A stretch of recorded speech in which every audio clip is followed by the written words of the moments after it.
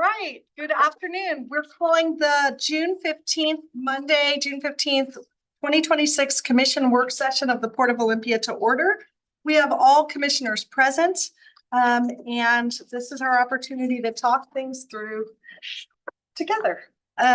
With that, do I have a motion to approve today's agenda? Motion to approve. Thank you. Okay, the motion has been moved and seconded. Is there any discussion?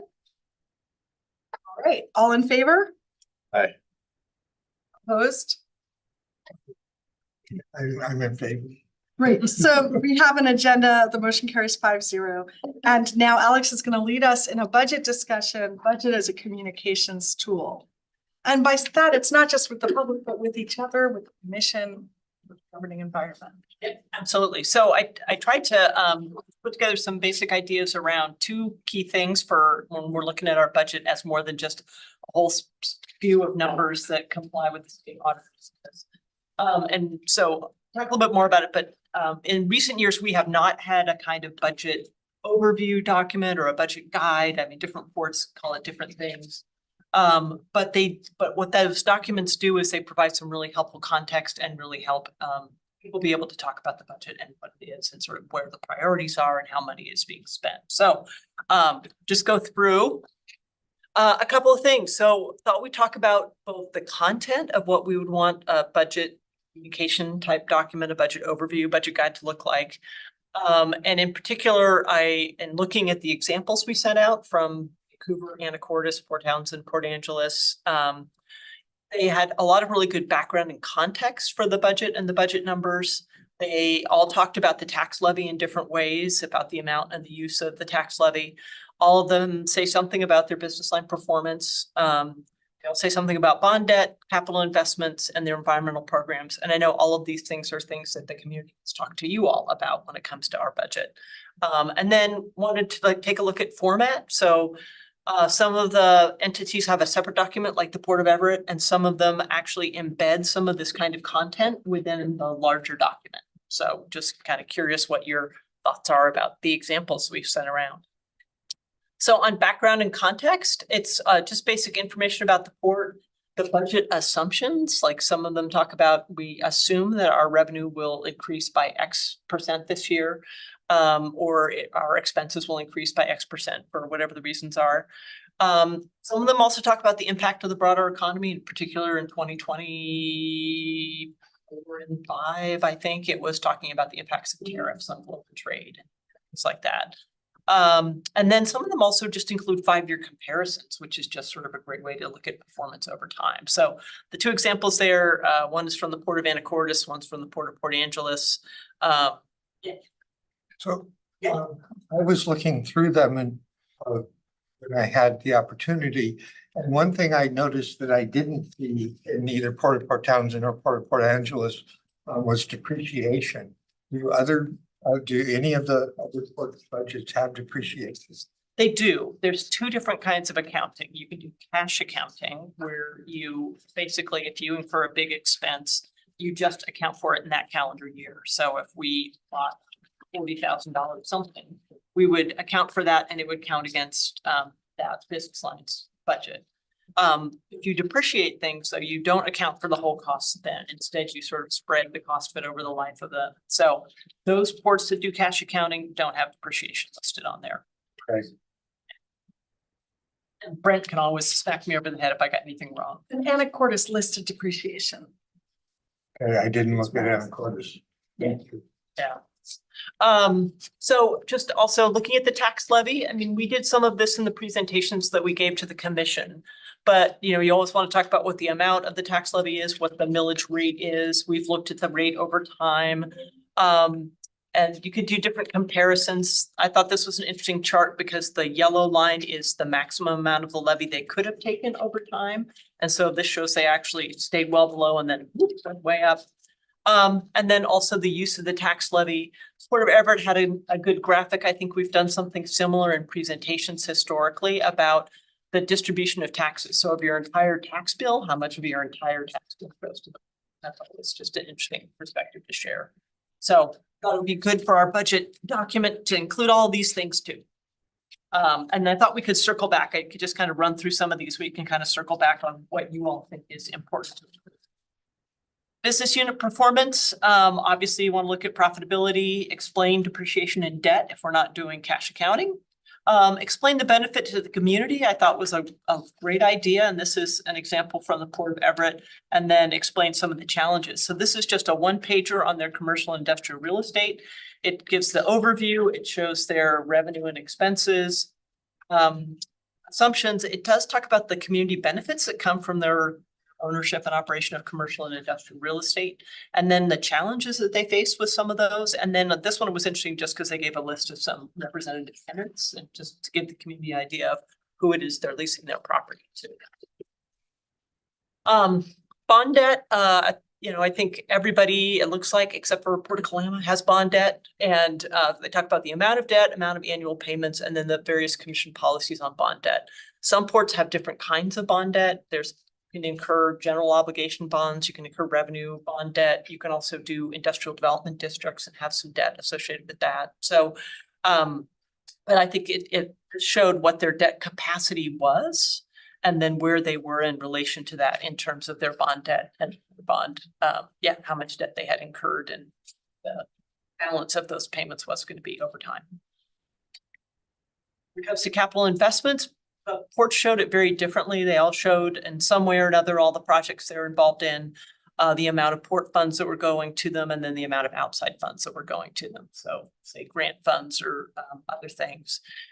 This was Port of Everett. They sort of listed them in terms of the port strategic initiatives, which I thought was an interesting way to portray them. And it did talk within each of those boxes about the amount, what the project was, the amount that was going to be spent over what period of time, and then what outside funds had for them.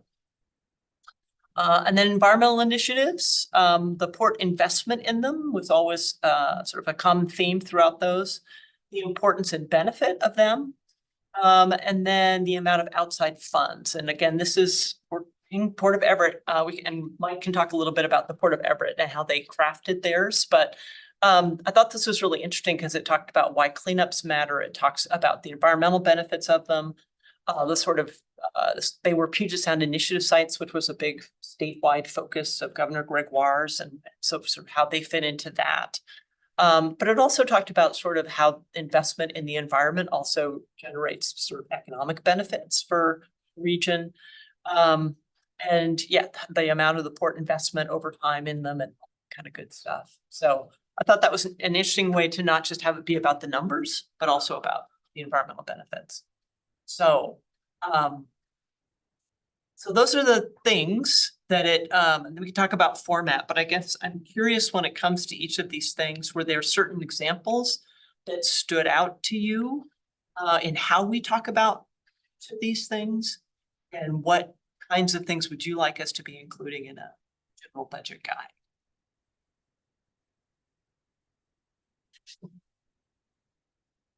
I like the one that had the benefits and it showed the bar graph. Yeah, I think it was that one.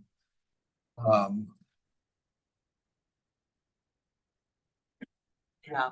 So I don't know, Mike, do you want to talk about Port of Everett? We did a little research with Port of Everett to see how they did their. That's the one I did.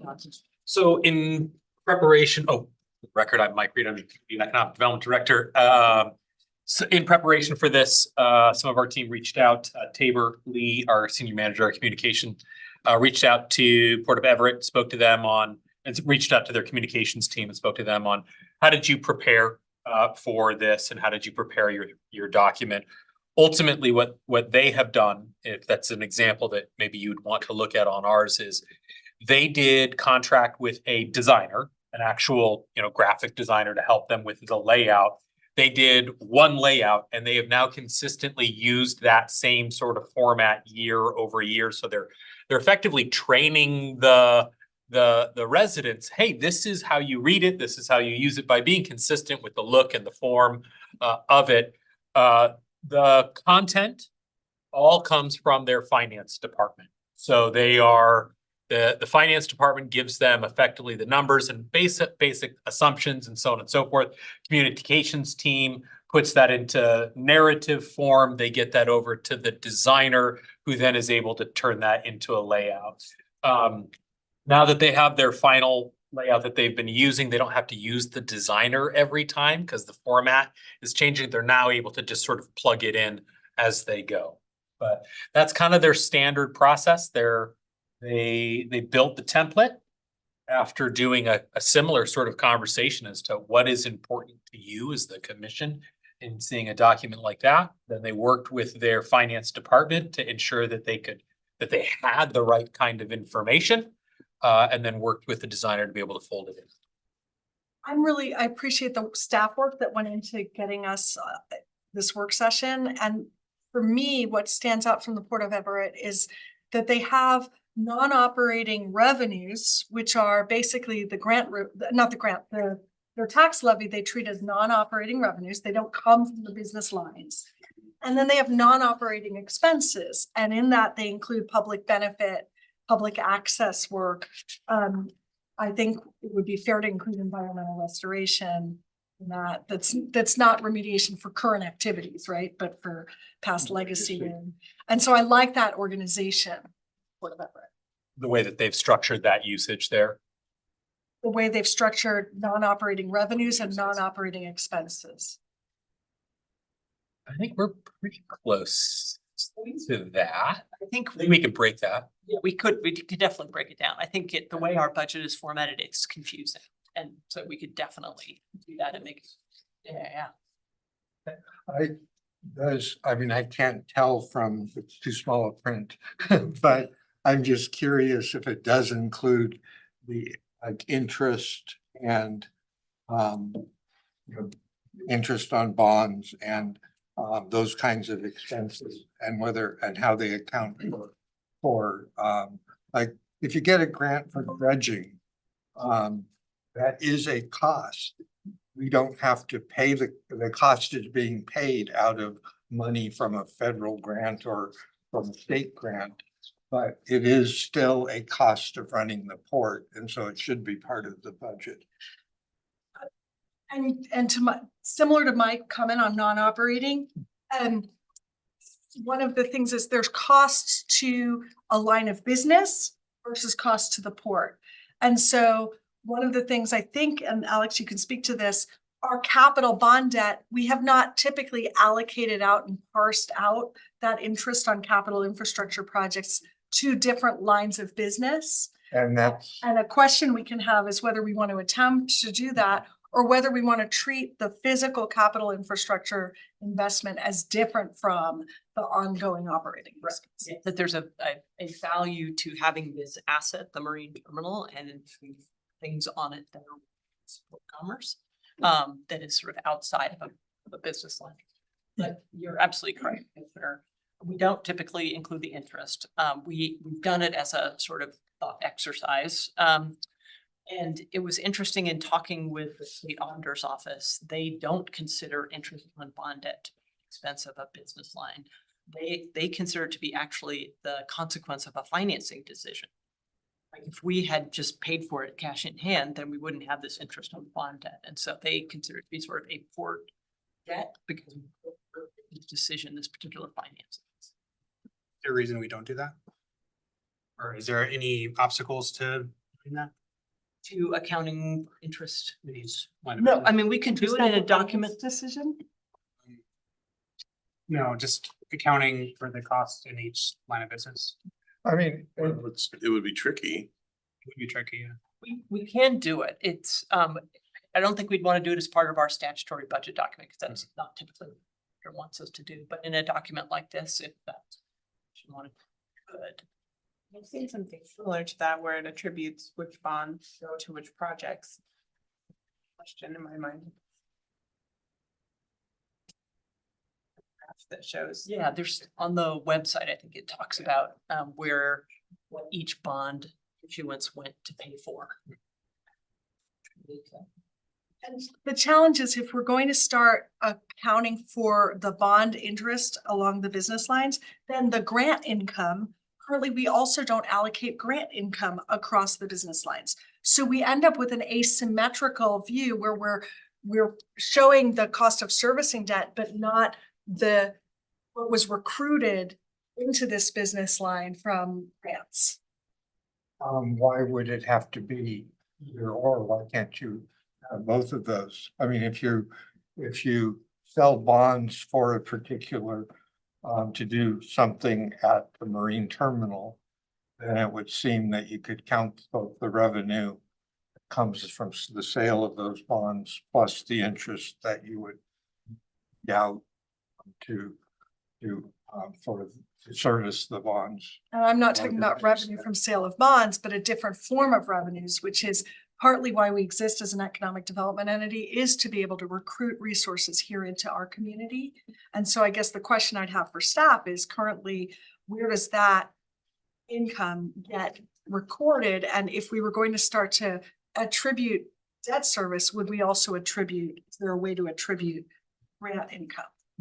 I'm confused because now it sounds like you're kind of looking at a Burke economic impact study where you're looking at the way that the different multipliers come into effect so that money spent by the port creates what. Yeah, bring up one thing and then operating expenses and capital expenses. I think it might make sense to talk about those separately a little bit right now, because the bonds are typically for infrastructure investment. I mean, yeah, we are required to keep separate budgets for operating and for capital expenses, and capital expenses is something that is capitalized, basically, that you can, I don't know, Brent, help me on capital side. Yeah, so the capital side, Please join us at the table. Brent Barnes, Director of Enterprise Services. So our capital improvement plan or our projects are for doing, they could be infrastructure, they could be equipment, they could be environmental cleanup. There's all sorts of stuff we can use them for, or that are capital projects. And we can fund those in different ways. We can fund them through our own savings, so the treasury account. We can do bonds, we can accept grants. And so when you look at the capital projects themselves, they're almost, if it's an actual capital project, they're almost always on the non-op side. If they were on the operational side, they would just expense it. Say they're buying a forklift. We might show it on our capital project side just because it's something big that they're going to buy, but they're going to cash expense it. It's going to show up in their operational expense side of the budget. So when we look at, it was a grant specifically you want to talk about? Well, it's capital projects because we're having this conversation about how we show in the budget when we borrow for a capital expenditure that we're going to pay back over time.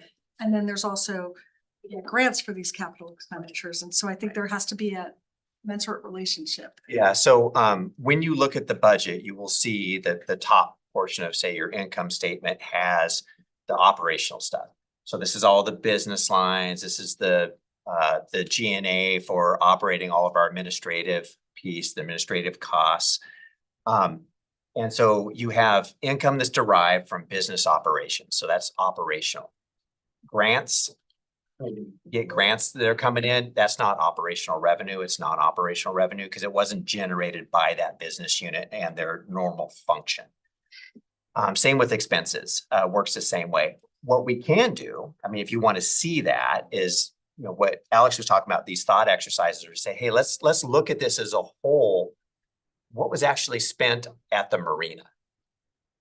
So that could be capital projects, that could be environmental cleanup, that could be their maintenance expenses and their operational expenses. We can put that together. It wouldn't look like that in the budget, but it would look like that in a narrative or a graphical format. But yeah, that's they have to be separated out. You asked about the debt servicing and interest.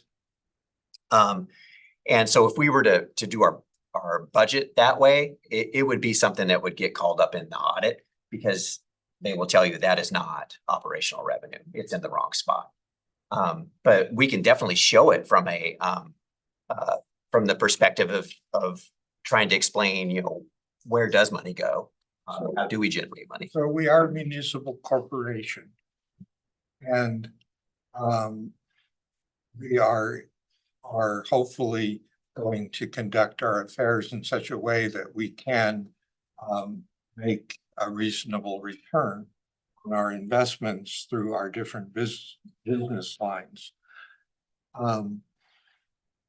Businesses commonly have capital and operating expenses, and they account for them in order to determine whether or not they are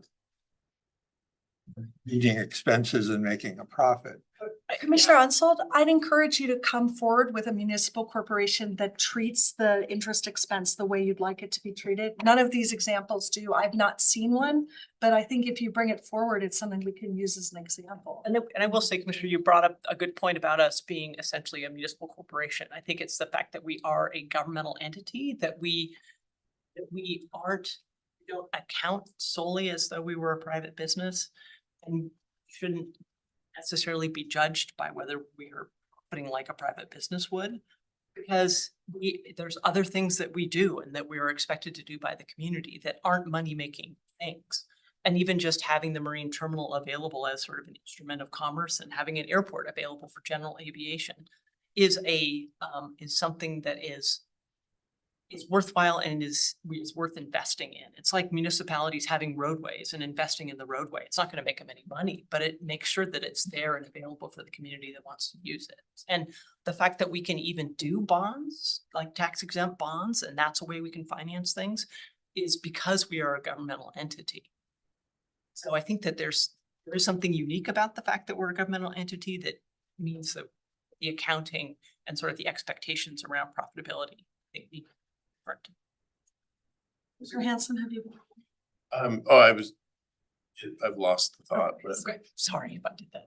If you don't mind, I was just gonna ask a question of, from the communications standpoint, if we do want a budget to have either an overview separate document or the actual budget document itself has a degree of readability from a communication standpoint, one of the things that we need to ask you is, who is the audience you want this written to? Because the kinds of questions that I'm hearing at times are very, very technical questions. But then I also hear, but I want this readable to the everyday Joe. Well, the more technical in nature you try to write this document, the less you're going to have it readable to them. But you may get criticism from the folks that really love budget documenting, going, you don't have this. So what I need to do is ensure that as we're building a product, what does success look like? What is the measurement of success with a document like this? Because the audience is going to dictate that. And if it's readable to 90% of the population, or it's catered to 90% of the population, there could be a 10% of the population that we'll hear from that will go, this is too basic. So I am curious as to where you see, who is your audience? What is the tone? When I look at this example that's on your screen, there are only 3 things that are being measured in this one. And that is operating revenue, operating expenses, and your capital budget. That's it. It's only 3. And then even when I come through and I read community benefits and challenges, there's an air of subjectivity to some of those. So we can build this. The question that I just need to test a little bit is. Yeah, that's fine. And some of where I'm coming from is that one of the common refrains is that the port is making profit. And yet, because of the way that we are doing the accounting, we can't actually say that on a business by business basis. And maybe we really need to change our whole modus operandi. And rather than talking about how much money we're making and how much money we're investing, we need to talk about the services that we're providing and how that's benefiting our community. And you know, there are aspects of that service. Some of it is the legacy pollutant cleanup. Some of it is the you know, the operations of the marine terminal and the airport and the leasing of the lands and so forth. And so we need to look at, you know, ways that we can incorporate some of the areas that can't have anything done in them, like the overflight areas or whatever at the runway, so we can do community gardens there or whatever.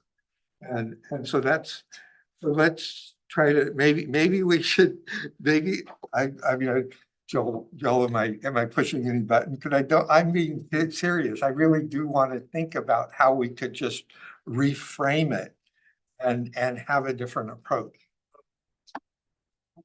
I have first, just to set a baseline to answer your question, Mike.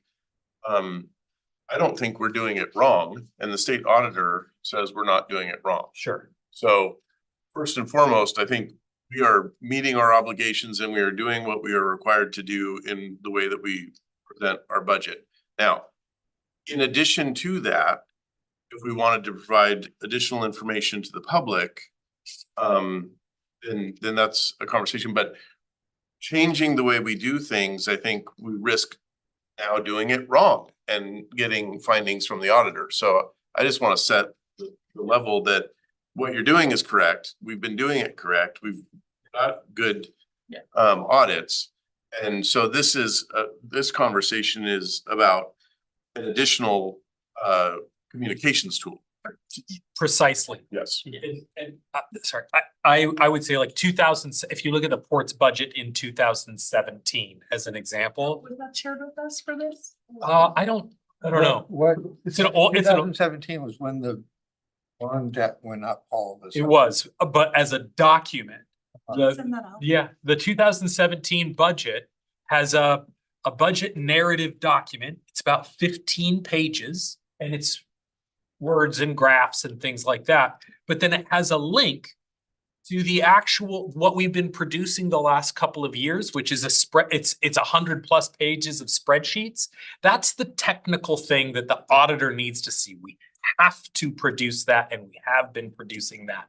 If you're an everyday Joe, that is mind numbing to look at and read and understand. If you're somebody who's running for port commission, you're going, I want to understand what's going on here. Grasping and deeply understanding that as a consumable document, not easy. And so I think what we're trying to ask is, hey, let's look at some of these older models or other models. How do you create a communications piece that explains the 100 pages of graphs that most people don't want to read? But I still think that there's a conversation of where are you flying the plane, from level of detail, level of explanation, readability, understanding.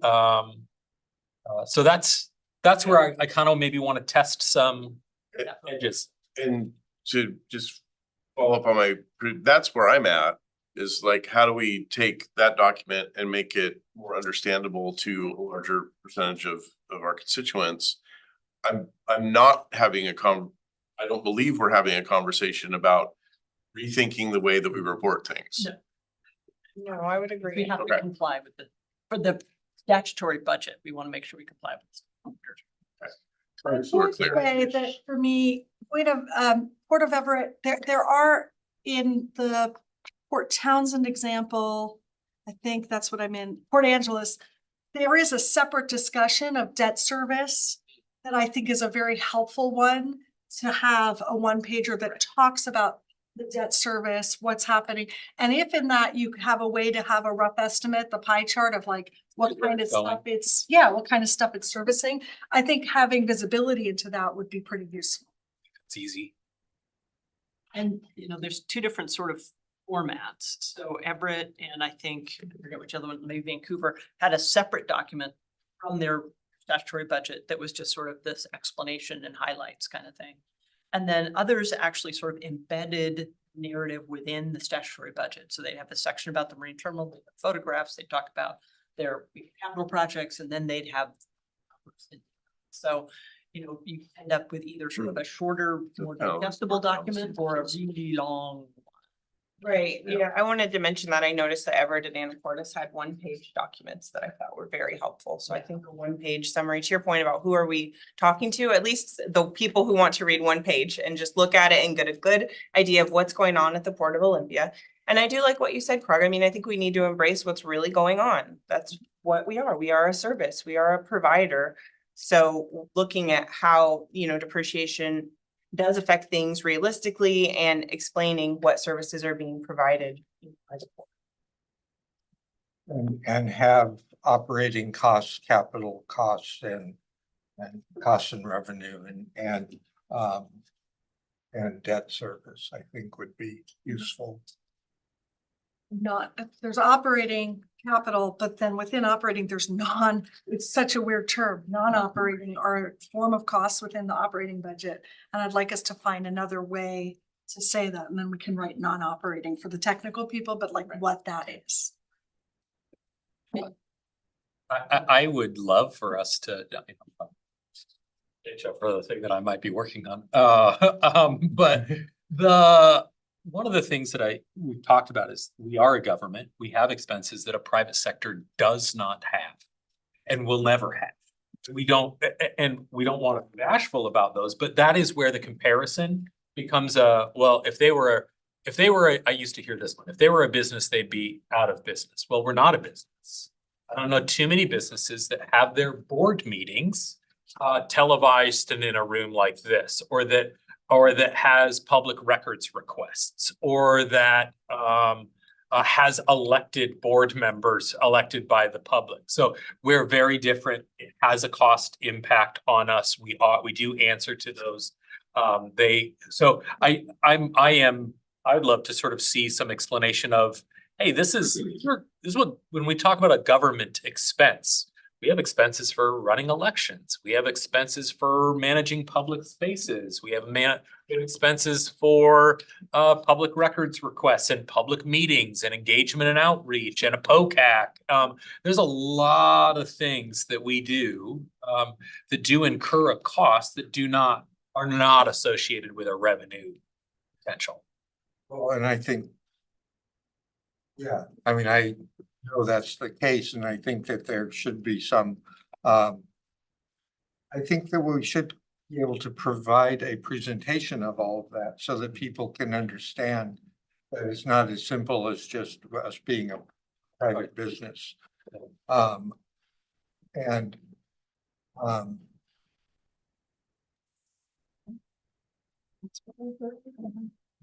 So I saw the election costs and it was about $50,000 or something like that.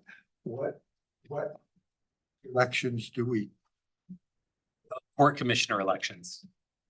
You have to pay, Yeah, we have to reimburse Thurston County for the costs associated with elections. Okay, I was unaware of that. Yeah. That's new information. Yeah. Thank you. Okay. So I guess in terms of moving this forward, I can summarize what I've heard. If there's more input, happy to take that today. And then as we look at building out the 2027 budget, we can start crafting something up. It sounds like folks are leaning more towards a separate, something that could be sort of put on the beginning of our statutory budget, not necessarily embedding information in with the numbers. Yeah, it's fine with me. I think for the sake of our audience, the general people, yes, that would be preferable. And we can also, The idea of a template, no, love that. good idea, year to year, so that everyone knows what to expect. Or we should be able to come up with our own without having to hire a consultant to develop it. Okay, and then maybe we can also look at, as we sort of get better and better at this, at maybe having a budget that does have more narrative within it, so that we can, if somebody does want to look at the big numbers and kind of really dive deep, then there's more. Other thoughts about a budget? just to hammer again, like when I look at Anacortes, they have the lines of business. They have airport, marina, marine terminal properties, and then they have something called non-op. And I think that's the missing category that I want to see. And I want to see, Say what that includes. I think typically they talk about their tax levy and what goes into the levy, like what their levy is spent for. And if we, moving forward, we have a resolution that tells us how we use our levy, It is non-operating. which is non-op, but, and so, and it is the things, the government services, the environmental restoration, and also capital, like debt servicing. So the debt servicing is the piece we spun around a little here.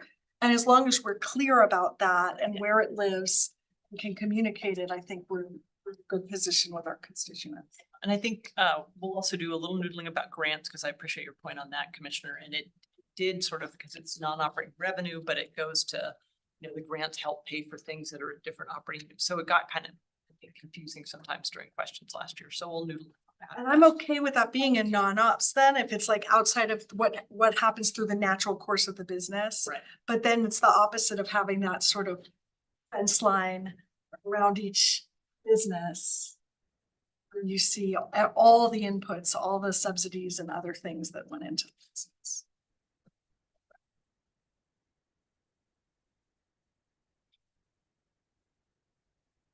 I think that if we don't have a fence line and we're not attributing it to the specific lines of business, we just want to make sure that we're not also double counting either costs or benefits. Yeah, no, I appreciate that, Commissioner, because I think there's, yeah, just given how we do our, I mean, there's a risk.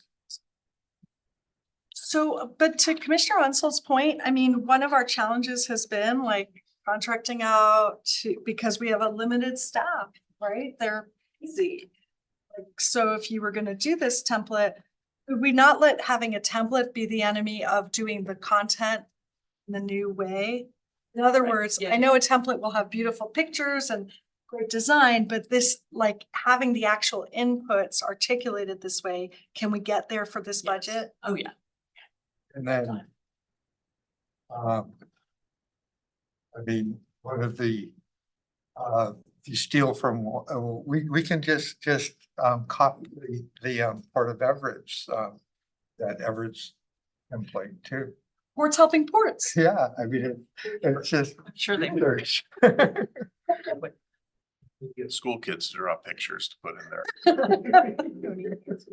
Be complicated. Yeah, the least expensive. Are you volunteering your son? Artist. Get pictures.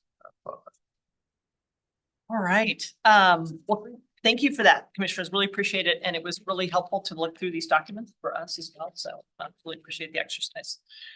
Okay, the next thing is the 2026 action plan. I don't have a set of slides. I thought we could just run through it. I did want to mention that in talking with our attorney and thinking it through as well, because this is really more akin to a work plan, but it is sort of like a strategic plan. And all of the things come before the commission, each of the individual actions. It really doesn't need formal action by the commission to approve it. But having you give us direction to go implement it would be great. And I thought maybe we could do that if, you know, if we get to a good point at the end of the day, so that we save you all an agenda item on the 22nd. All right, walking through it. No, don't go past that first page.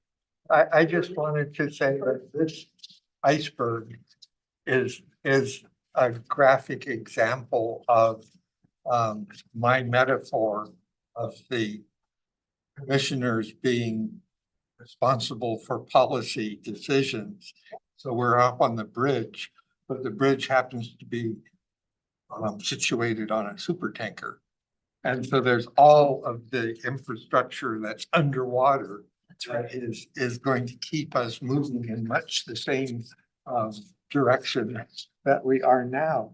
And so that's not what was perhaps intended by this, but that's kind of a graphic illustration of that. So So- appreciate that. And again, this was part of the brainchild of Mike Reed, and it just does, I think, a really good job of illustrating. There's just a whole lot going on at the port on a day-to-day basis. And that there's the big things that the commission and the public sees, but Yeah, a lot going on under the surface, but the majority of the stuff actually is the stuff that's above the surface. Hey, Marine Terminal, goal number one. Thoughts, concerns, are we okay with what is there? Or You're walking through. I was just, yeah, walking down, okay, or just, are there specific things people wanted to call out and discuss? You know where I stand on warehouse B. I'm against us publicizing the risks of the investment in a port warehouse when we don't have a long-term contract with the company that wants to use it. Understood. I think the commission made a decision in terms of moving forward with it. So it's part of the action plan. I'm kind of curious about the warehouse mural because is it on the warehouse and therefore is it inside the gate that you can't get through unless you're accompanied by somebody from the port? Well, it's gonna be on the south side and the west side. So it's visible from the water and from like the plaza It's intended to be large enough that it could be seen from afar. from afar.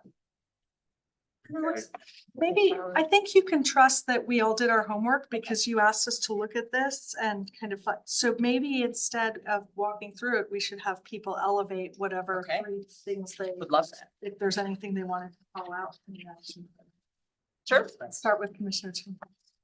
The only thing that I would like us to discuss was at least to see if we're all on the same page, because I don't think we got there on the non-trade maritime functions. Really all three of these items, ferry service, ferry demand study, and cruise ships.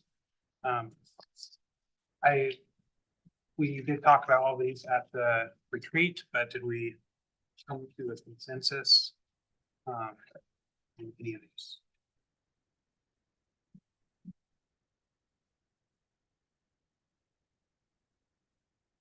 I was at a commission meeting before I was still a candidate. And I can remember the commissioners sitting around the table and they were basically going through the goals from Vision 2050. And one of the ones that they all agreed, and we're talking Bayal and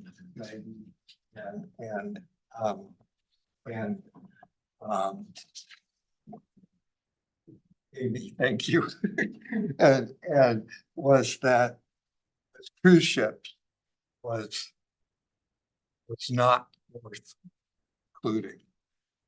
And that seemed to be the consensus. And so I don't understand why it's there. I also understand that the ferry service in some ways was kind of shoehorned in because cruise ships was mentioned in Vision 2050, but ferries were not.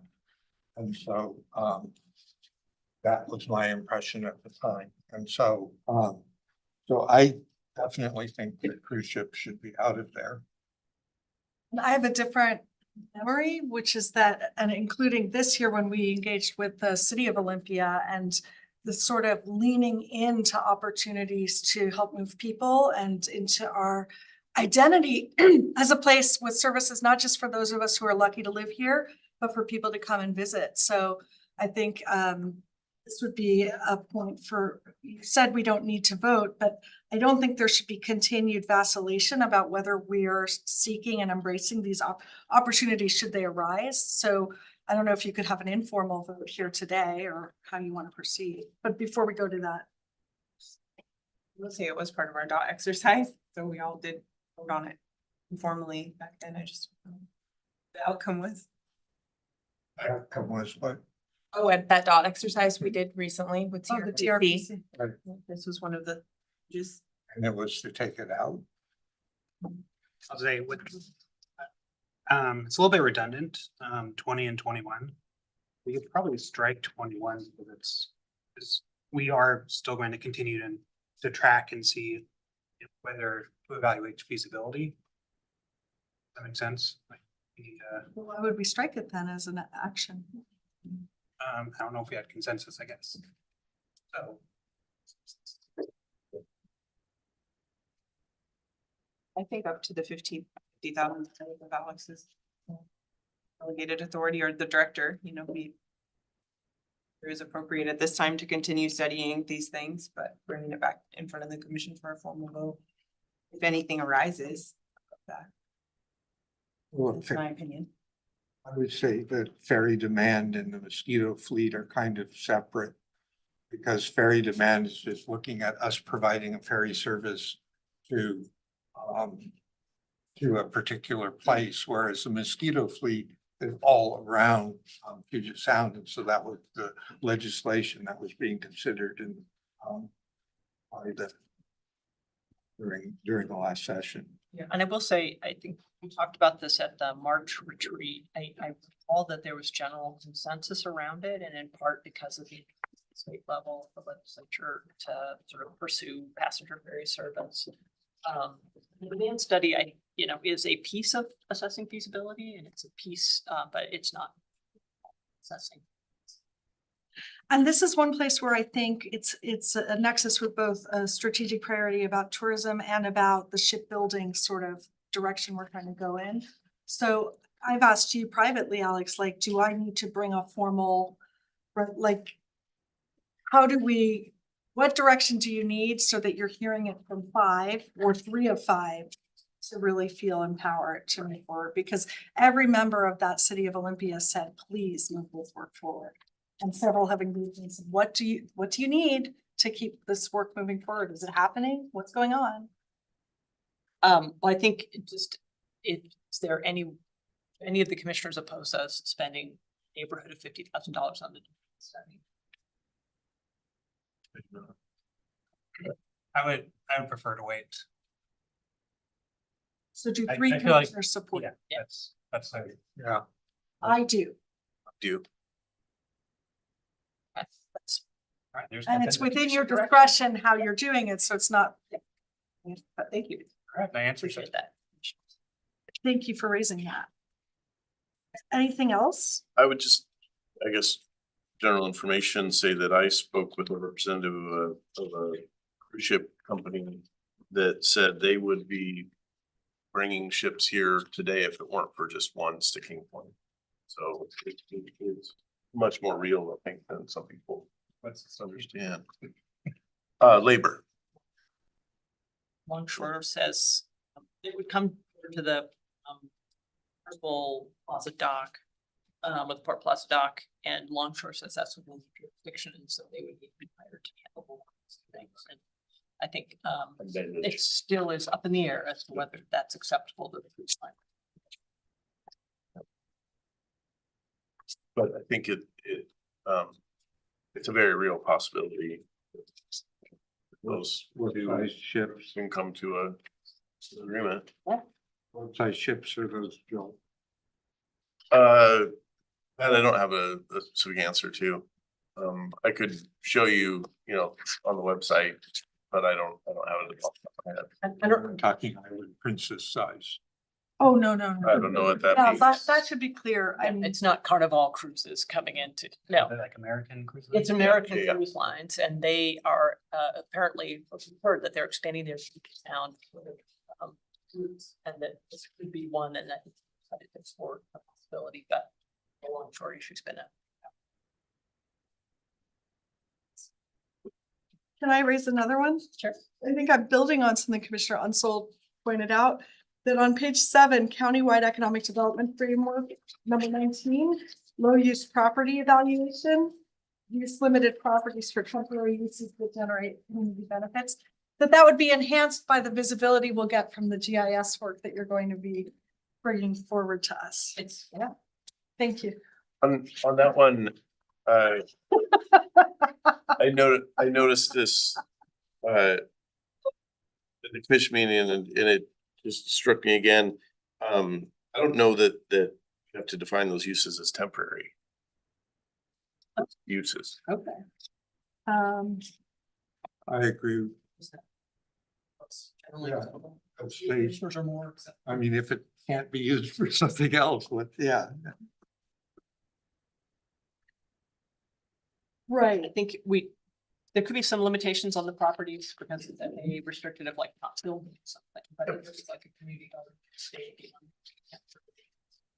Be fine. Make that up. Wow.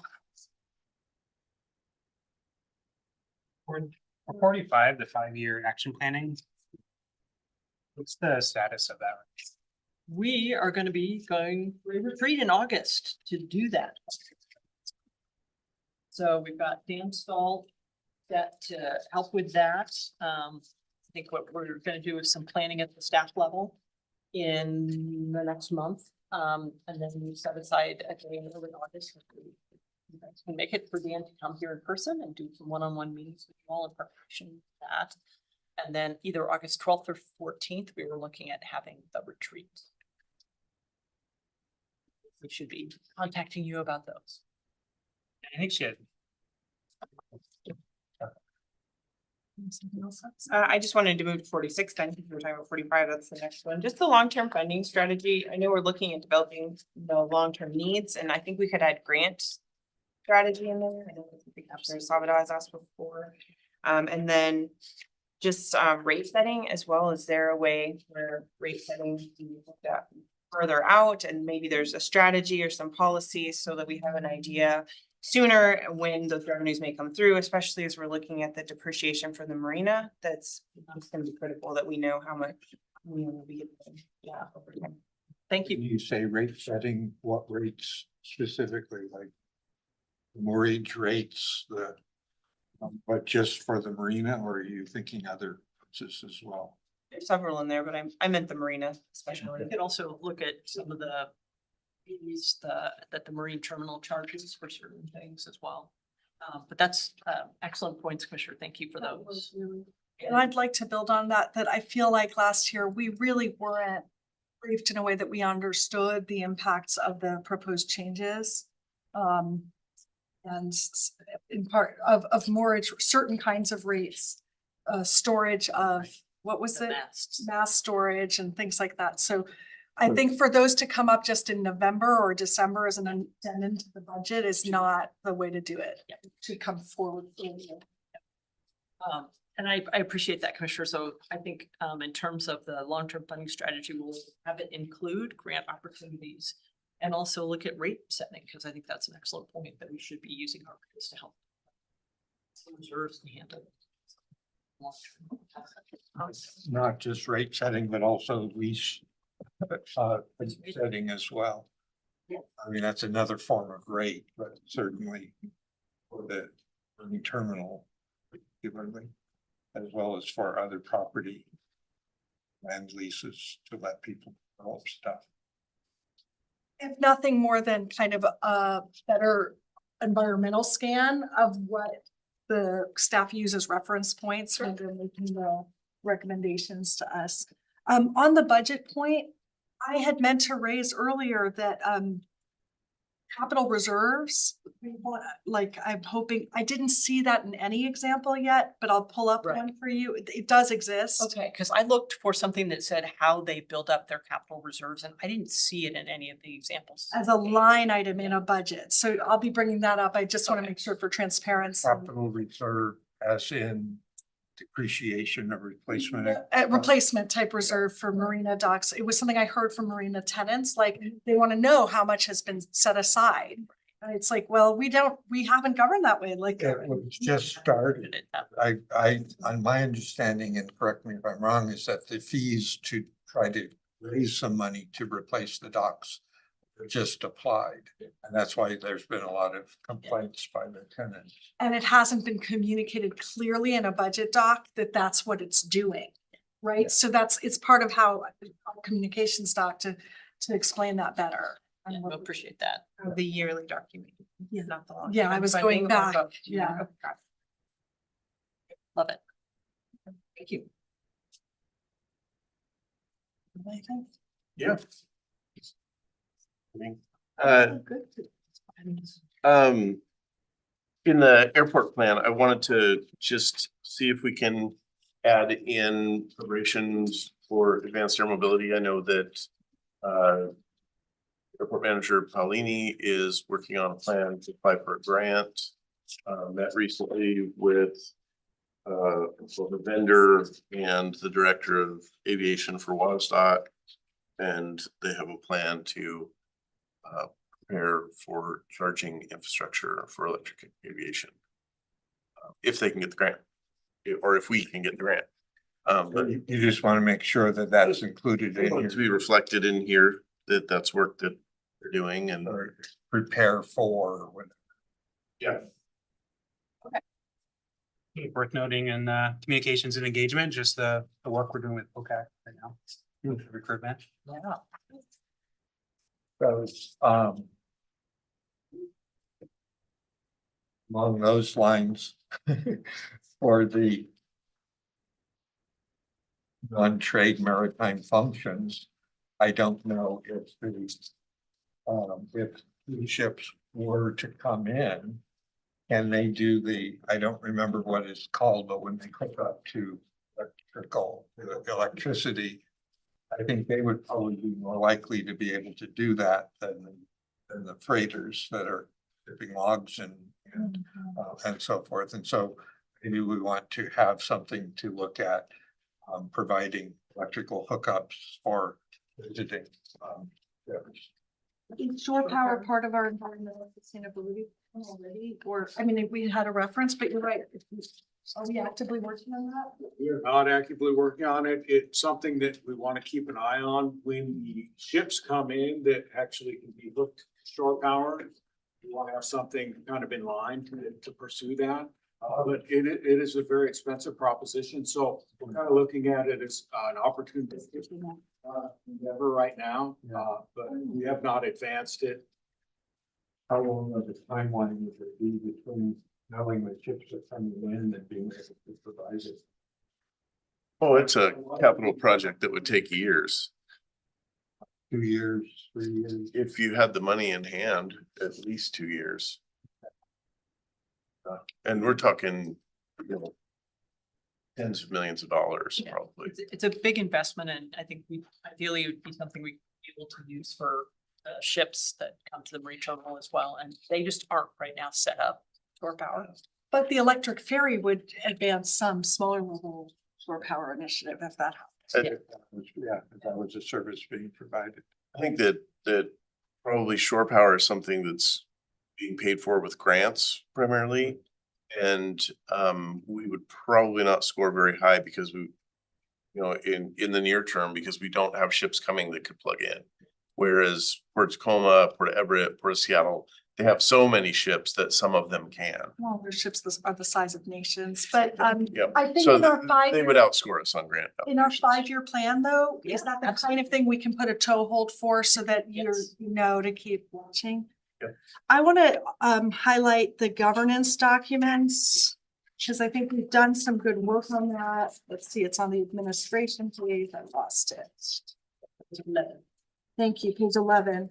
I just want to lift out that although we've done some good work and we're about to land that delegation of authority with Commissioner Unsold, we did some changes to how we run our meetings as well as our meeting time that it might make sense to take another peek at together. Time and day, if maybe things are working for people, but we said we'd do like a mid-year check-in, and Sure. so maybe we can get that scheduled for next month. And in that work, I think another dive into, I mentioned this last week, the code of conduct conversation, sort of how we want to work together in terms of if you think someone has stepped out of line in a meeting, how we go individually to talk about, ow, my foot hurts, or general ways of, ow, I think that's not consistent with what we should be doing as port commissioners. Like, where those conversations happen and how. How we each other accountable. And we could do that at the retreat. I just mentioned last week I was gonna bring it up because we had that little moment in the meeting. I don't think we've fine tuned it yet.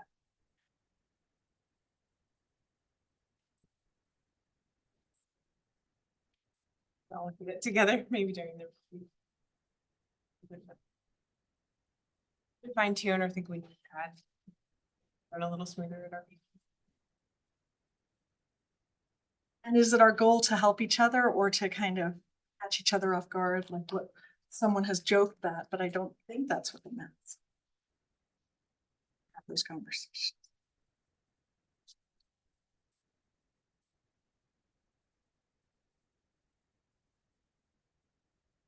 If you were serious in wanting just kind of the things that I would put a star next to as kind of priorities, I'd be happy to give you a couple that kind of rise to the top of the list for me, On the governor's convert, just out of the whole document. oh. Are we If so. ready to, do we want to do that? I have one thing I wanted to raise that's not on the document yet, which is the work you were leading, conversation about originally lot. The industrial symbiosis. The industrial symbiosis, and I guess what made me think of it was Krog's comment about, Commissioner Unsel's comment about shore power, because it's sort of an economic development strategy to understand how we can, with our industrial lands, facilitate the energy needs locally without using up green fields or, you know. Yeah. And so I think that that should be an important part of our countywide economic development framework, but it seems to have fallen off the list, and I Right. wondered if you could Sure. share about that. Yeah, we can reinvigorate it, and I think I'd love it to be about resources in general, because I do think there's a really great conversation to be had with Lot about water availability, as well as trying to figure out what we can see on energy availability. So, as well as working with Lot on just how can we, as the two industrial users here downtown, sort of work together to minimize energy use of resources. Maximize resource, minimize impacts kind of Yeah. piece. You mentioned, I mean, talking about shore power, are you thinking about solar panels on the peninsula? Not specifically, but you bringing up an energy infrastructure piece just made me think of the nexus is that Lot is right here on the peninsula, literally our neighbor, and is the biggest energy user in Thurston County. And there are some new, I just was in a meeting, not for the port, but where I heard about, you know, new kind of anaerobic methane adders, like there's always new technology, but also we have land.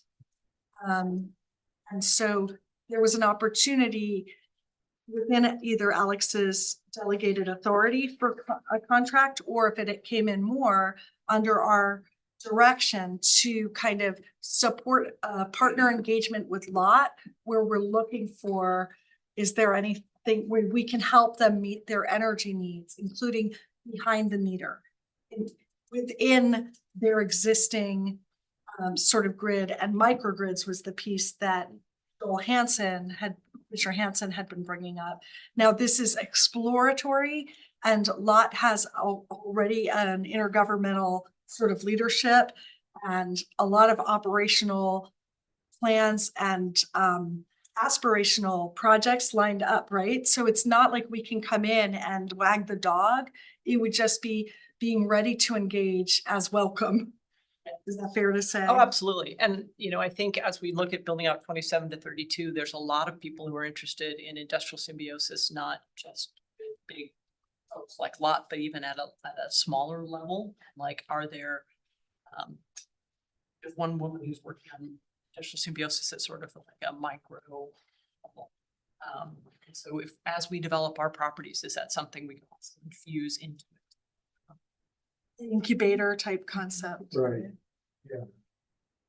I would think that Lot is already probably doing something to use some of the off gassing and so forth. Oh, yeah, they capture it.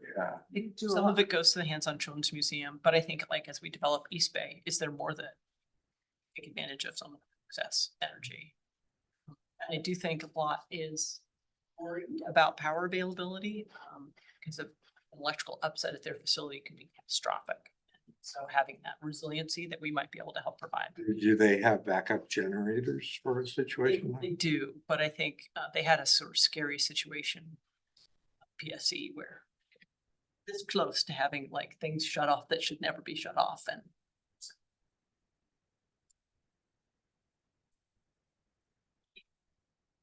I think for me, that intergovernmental collaboration and finding if there's places where we can bring a unique tool set or is a high priority generally and it kind of, I guess, doesn't have a toehold in the action plan.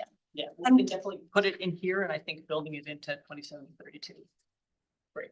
And one thing I shared with Alex was we kind of went straight, these are actions, but like between top level goals and actions, there's strategies.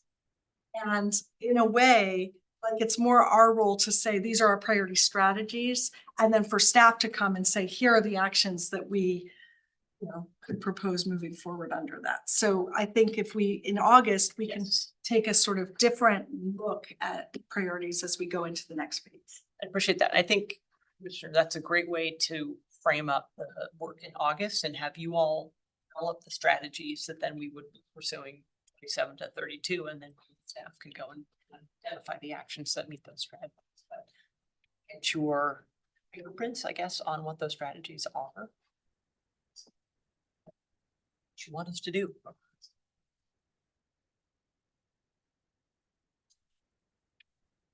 Excited to take this draft off of this, No, because so there's a lot of stuff and we all on board. We all have consensus. It's awesome. We don't have consensus on one or two things, but we have direction. Directions, I think we're all on board though. With big set. excellent. We need to talk Can about, you highlight what you're saying when you're saying we're all on board? I think- That's important. well, I can't speak for all of us. Right. But I think that if we were to take a vote, this would, pass. I guess I'll say that. We all agree that this should be the action plan. I think we're all generally happy about the amount of stuff we're doing this year. So I'm just it's just a statement of optimism. I'll echo that as I look at it, I realize, well, we're well on the way, we're halfway through the year and we're well on our way on a number of these. And it's nice to see because you lose track that we have been making progress. Exactly. And Thank you, Director Smith. And I would love to, get the draft off this. I'll add what was discussed today. And then I want to work with the communications team to start building a dashboard. Show the progress. Yeah, just help people keep track. So this will Get this be on the website with like checkbox once we Google do it. Dashboard and green, yellow, red, all that good stuff. The transparency. And on that note, Director Smith, Missy is still trying to engage some of us to schedule our chance to look at the intranet work Yes. that's been happening. So if you want to use time right now to fill those down after I think we're going to be adjourned. That would be great. And I recommend using this time and space. perfect. And I will say, Commissioner, the intranet does include a link to our GIS map. And once we get you a login to that, you'll be able to click on the layers of who our tenants are, what the property boundary lines are, what the lease boundaries are. So. Okay.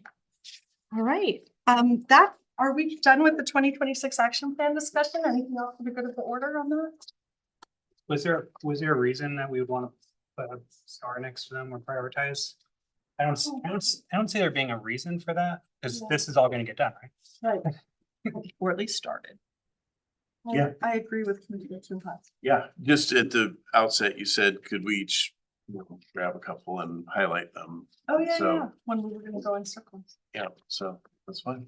Did you, and you We didn't get could to, still do that. yeah, if that's what you Oh. meant, you didn't get to. Yeah, elevate, I would you wanted just- to Elevate. I would just say, when I look at the things in here that I'm excited about and want to make sure that we get done, it's the Warehouse B project, the waterfront hotel opportunity, the economic benefit study, and I think those, you asked for three, I think those were the three that were the most important to me, that if we have limited capacity, my vote would be focus resources on moving those things forward. I'll follow. Okay, Just Here we go. say something I'm excited about is 14. Something, yeah, that Paul and I had talked about, really the last year is working with the EDC, finding opportunities out in South County. I'd love to have some sort of update at some point. Just talking about what discussions have happened, if there's any communities that identified. I would 1000% co-sponsor that one. Yeah, I had started that one as well because Lacey. And then I had also started the warehouse. I think we need to continue to explore that opportunity and to, Commissioner Unsold's point, just continuing to look at the economics of it, and especially as we pivoted to the Lacey warehouse, I think we're all clear that we're still continuing to move it forward while looking at the business side of it, and a contract from Suzano, of course, if she was saying. And then I liked the environmental greenhouse gas study, so I'm excited to get that done. I've heard a lot about that from our constituents, that would be a good co-part to our economic impact study. The EIS thing gets me.